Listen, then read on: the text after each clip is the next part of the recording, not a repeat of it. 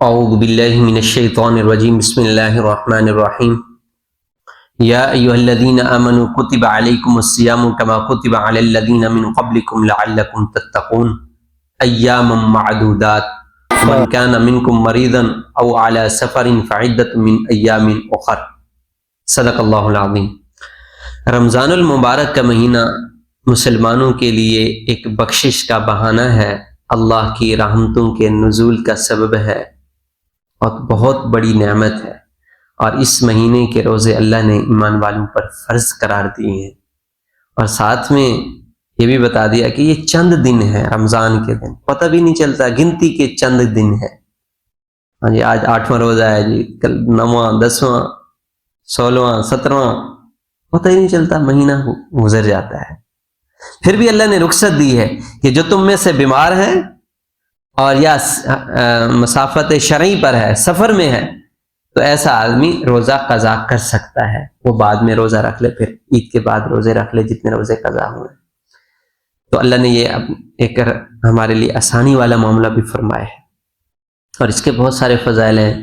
حدیث پاک میں آتا ہے من صام رمضان ایمانا واحتسابا غفر له ما تقدم من ذنبه او کما قال رسول اللہ صلی اللہ علیہ وسلم۔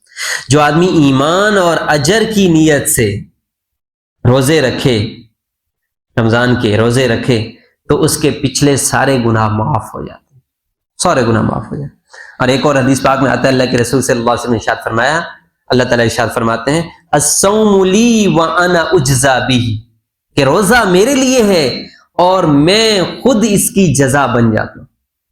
جب اللہ جس کو مل جائے اس کو کیا ضرورت ہے کسی چیز کی؟ اللہ کہتے ہیں میں خود جزا بن جاتا ہوں۔ نماز کا اجر فرشتے لکھیں گے، حج کا اجر فرشتے لکھیں گے، صدقے کا اجر فرشتے لکھیں گے۔ روزہ واحد عبادت ہے کہ جس کا بدلہ اللہ خود بن جاتے ہیں۔ وفی روایت وانا اجزی بہ، کہ روزہ میرے لیے ہے اور میں خود اس کی جزا دوں گا، میں خود اس کی جزا دوں گا، فرشتوں کے بس میں نہیں ہے اس کی جزا دینا۔ جنت کے 8 دروازے ہیں، ایک دروازہ ہے باب الریان کے نام سے، وہاں سے صرف اہل روزہ ہی گزریں گے، یعنی روزہ دار ہی گزریں گے، صرف روزہ داروں کے لیے خاص ایک دروازہ مختص کیا گیا ہے۔ اور ایک اور حدیث پاک میں اللہ کے رسول صلی اللہ علیہ وسلم نے ارشاد فرمایا عن ابن عمر رضی اللہ عنہما ان اللہ وملائکتہ یصلون علی المتسحرین، کہ اللہ اور اس کے فرشتے سحری کھانے والوں پر رحمتیں نازل فرماتے ہیں۔ کتنا بڑی بات، رحمتیں نازل فرماتے۔ ابن حبان نے اس حدیث کو اپنی کتاب میں نقل کیا ہے۔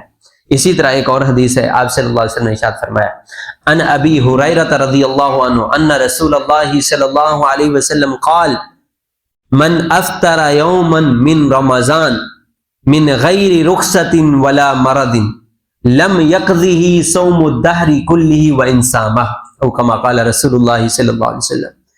ابو ہریرہ رضی اللہ عنہ سے روایت ہے کہ آپ صلی اللہ علیہ وسلم نے ارشاد فرمایا کسی نے اگر بلا عذر اور بغیر کسی بیماری کے رمضان کا ایک روزہ بھی چھوڑ دیا تو ساری زندگی بھی روزے رکھے تو اس روزے کی برکات اور رحمتوں کا مقابلہ نہیں کر سکتا۔ پہلے تو روزے رکھ نہیں سکتا ساری زندگی بندہ، اگر رکھ بھی لے تب بھی وہ برکتیں اس کو حاصل نہیں ہوں گی جو رمضان کے روزہ رکھنے سے اس کو حاصل ہونے والی تھی۔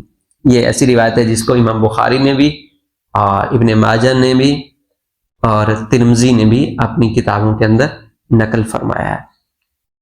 تو بھی اللہ تعالیٰ ہم سب کو جو ہے رمضان کی قدردانی نصیب فرمائے۔ چند دن ہے اس کے، بہت تھوڑے دن باقی رہ گئے ہیں، پورا فائدہ اٹھا لیں، اپنے آپ کو تھکا لیں۔ یہ سیزن ہے نیکیوں کا، اللہ کی رحمتوں کو لوٹنے کا سیزن ہے۔